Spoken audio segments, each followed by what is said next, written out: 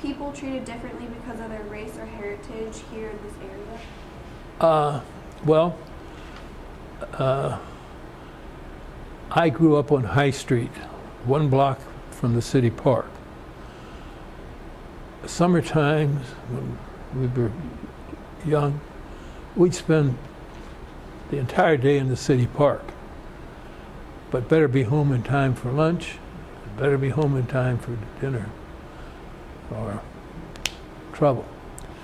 At any rate, there were Negroes, that's what they were called, that lived down on Front Street. The Stevens family, the Burrows, and a few others. I grew up with Bill Stevens. He's my age. He's now deceased. We were friends, and I knew that Bill was different, that he was a Negro. He wasn't, they didn't call him Black American, African Americans then. And yes, those people were discriminated against. They were not allowed to go to the school. They had a school, a grade school, on the west end of Washington.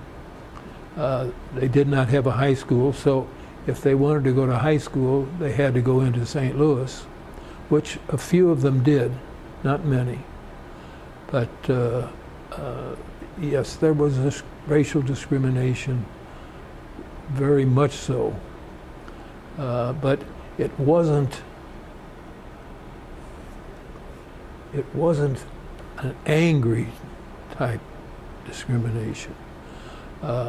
It seemed like we all knew our place, if you know what I'm saying. And that sounds horrible, because the Negroes were definitely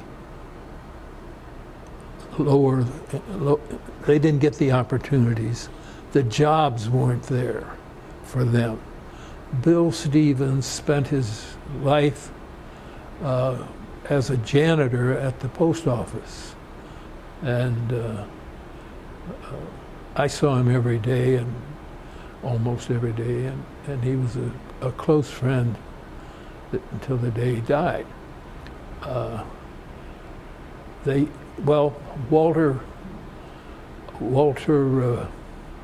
Burrows was a mechanic at Modern Auto, and 2 other black men were employees at Modern Auto, but there weren't very many places that the blacks had an opportunity to work. It wasn't nice. But then, bear in mind, we didn't know any better, or we didn't think about how limited their opportunities were. I didn't, and I was always happy when Bill got that job at the post office, because I don't know what he would have done if he hadn't gotten that job. Now, he had 2 older brothers. One went to St. Louis, and one, I don't know really what he did. George, I really don't know what he did. He didn't do a whole lot, because you'd see him around town a lot. So now, any bias or anything?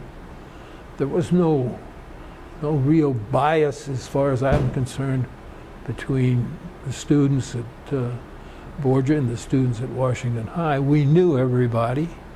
The schools were much smaller.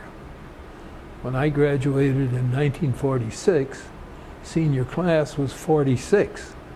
That's how many we had. And it was boys and girls. So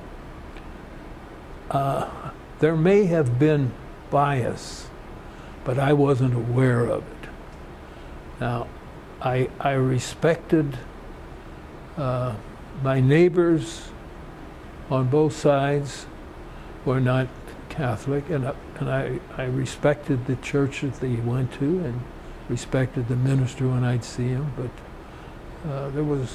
I can't say that it was biased. I'm sure that we associated with people of like religions more than the opposite, but that was just the way it was.